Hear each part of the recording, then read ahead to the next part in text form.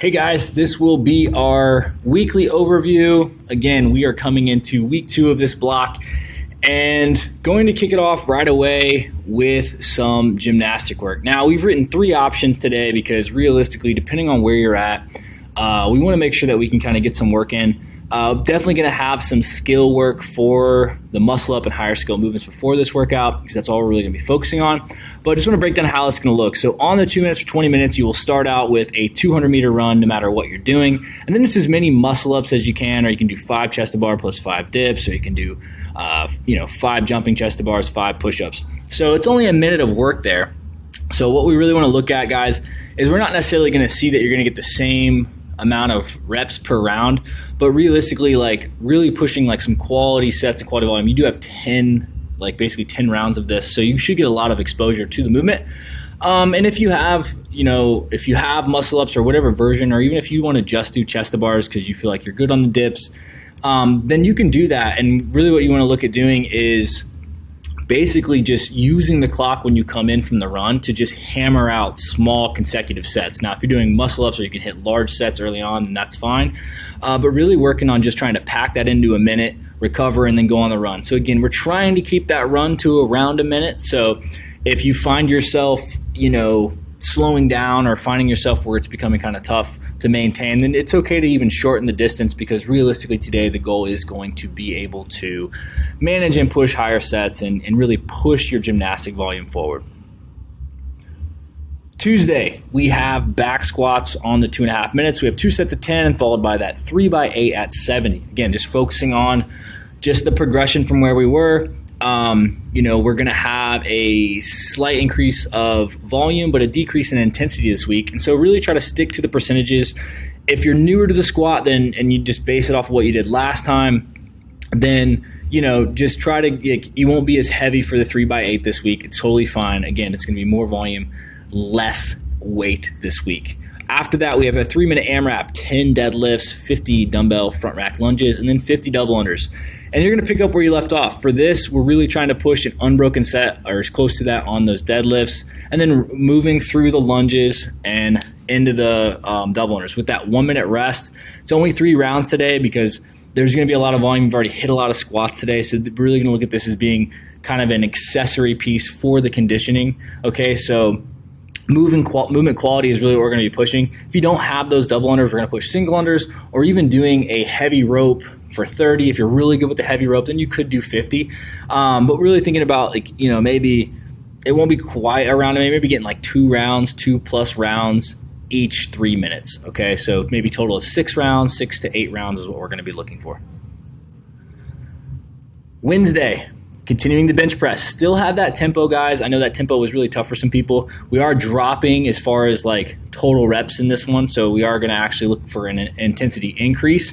And again, it's all going to be by feel. It doesn't have to necessarily be linear off last week, just depending on how you're feeling. If you did dips on Monday, maybe you are feeling a little sore in the triceps. So for that, we're just going to try to be between 3 to 4 reps from failure on that first set of 12. Okay, so be conservative on those. Really, that 3x8 is really the workload. Okay.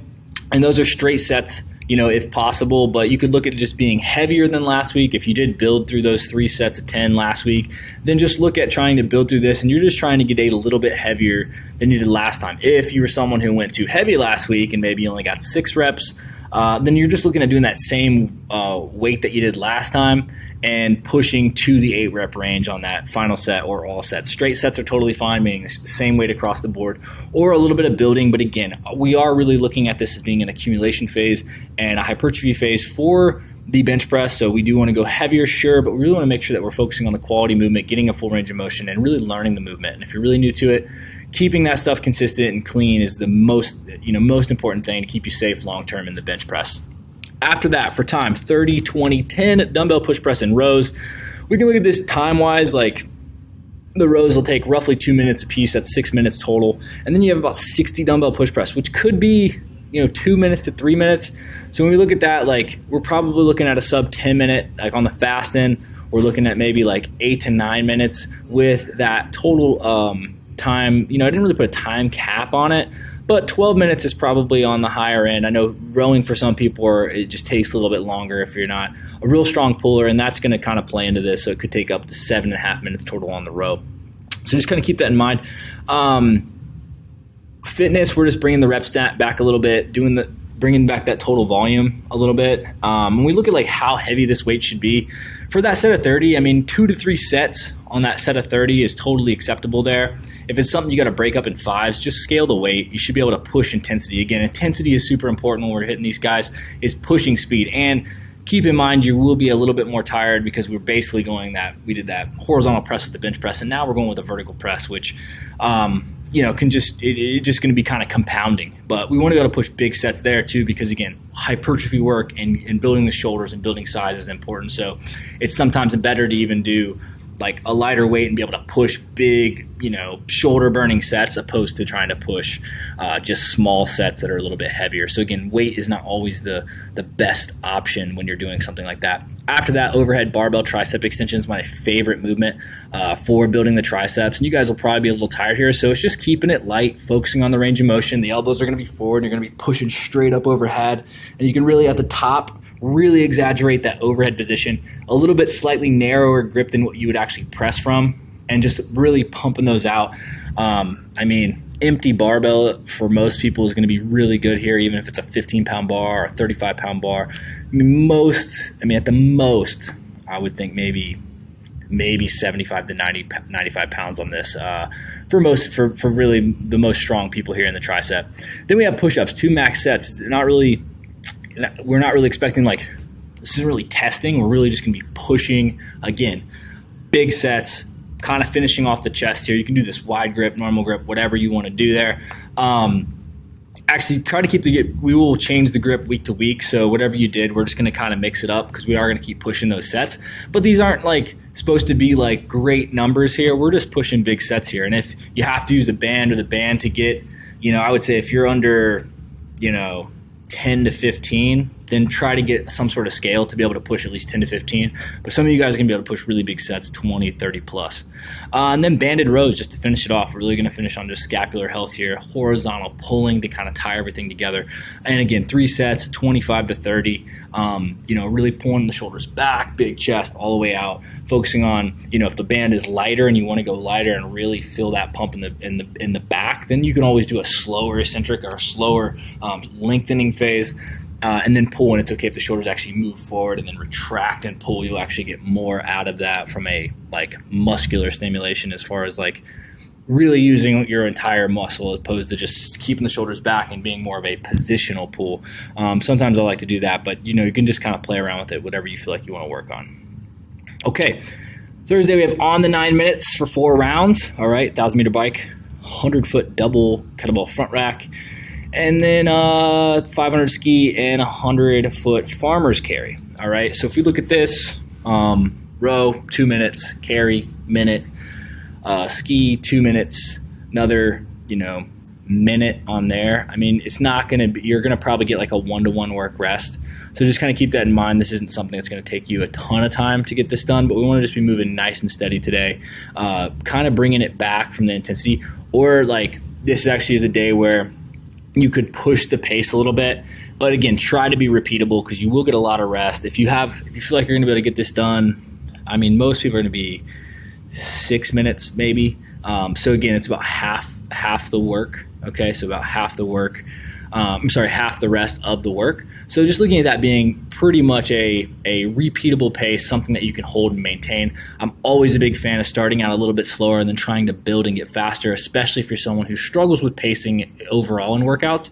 It's better to kind of start out a little bit slower and then get faster. On the carries, obviously that's more it's not about running or anything. It's just about focused work. Breathing and bracing is really the key there on both of those. That front rack carry, we're going to be here with the kettlebells, keeping them in tight. I don't want them resting on the shoulders. We actually want to keep them in the front, really working on bracing the core and moving at the same time. It's just down and back, 100 feet, not too far.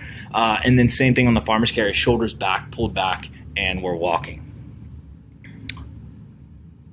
Friday, 2 conditioning pieces today. Okay, so keep that in mind. It's kind of 2 separate pieces, but one is going to feel a little bit heavier and slow, and the other one should just be getting through and moving it fast. So 7-minute AMRAP, 5 box jump overs, tall box here today, guys. Whatever box height you're normally on, try to do a higher box. If you're nervous about,